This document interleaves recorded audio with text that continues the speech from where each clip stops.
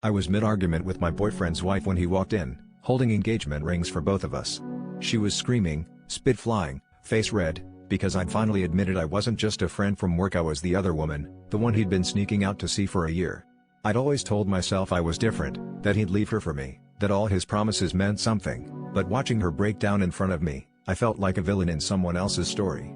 The truth was ugly, and it was finally out, raw and burning in the air between us.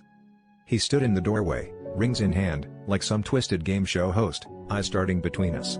"I want both of you," he said, voice shaking. "I love you both. I can't choose." She started sobbing harder, but I just stared at the rings, nauseous. I realized in that moment that he'd never told either of us the full story.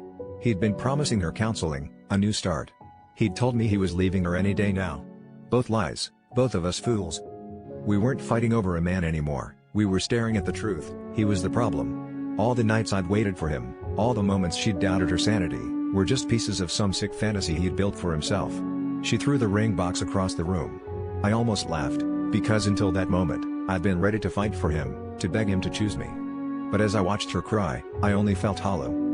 He dropped the rings, pleaded for us to stay, but neither of us moved. I looked at her, mascara streaked and shaking, and realized I didn't want to be her or me in this story anymore. I left the house with nothing but my purse and the cold understanding that sometimes the person you want most is the one you need to run from. I thought betrayal would feel like fire, but it was just emptiness. And as the door slammed behind me, I knew I'd never go back, not to him, not to the version of myself that thought love meant winning.